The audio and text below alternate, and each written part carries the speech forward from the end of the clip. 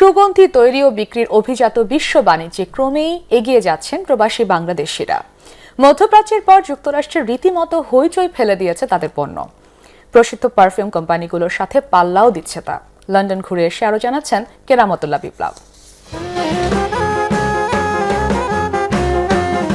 বিশ্বজুড়ে প্রতি বছর কেনাবেচা হয় প্রায় 50 বিলিয়ন মার্কিন ডলারের পারফিউম।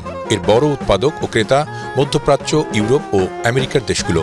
এসব সুগন্ধি তৈরির মূল উপাদান যায় এশিয়ার দেশগুলো থেকে, যার অন্যতম বাংলাদেশ। পারফিউমের বিশ্ব এই বাণিজ্যে এখন প্রতিযোগী প্রবাসী বাংলাদেশি ব্যবসায়ীরা। অনেকেই তাদের ফ্যাক্টরি করেছেন সংযুক্ত আরব আমিরাতে। তেমনি একজন তসবিরুল আহমেদ চৌধুরী। তার নামে তৈরি টিএসি পারফিউম এখন বিক্রি হচ্ছে ইউরোপ, আমেরিকা সহ বিশ্বের নানা দেশে। আমরা মেইনলি হোলসেল করি এবং বিশ্বের বিভিন্ন দেশে আমাদের পারফিউম অলরেডি পৌঁছে গেছে। মেইনলি আমরা এখন European market as well as American মার্কেটে এন্টার করছি। প্রবাসী বাংলাদেশিদের মালিকানাধীন এই পারফিউম ব্র্যান্ড মাত্র কয়েক বছরে প্রসিদ্ধি পেয়েছে মধ্যপ্রাচ্যের দেশগুলোতেও।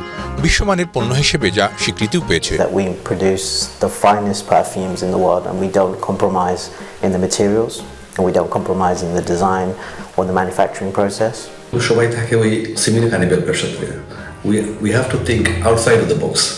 তো নতুন আইডিয়া নিয়ে আসলে, নতুন টেকনোলজি নিয়ে আসলে there is huge scope and opportunity. প্রচলিত ব্যবসা বাণিজ্যের পরিবর্তে যুগোপযোগী এমন পণ্য উৎপাদন ও তার বাজার ধরতে পারলে বাংলাদেশিরাও বিশ্বসেরা ব্যবসায়ী হতে পারবেন বলে মনে করছেন এই প্রবাসীরা। কেরামতুল্লাহ বিপ্লব, এটিএন বাংলা।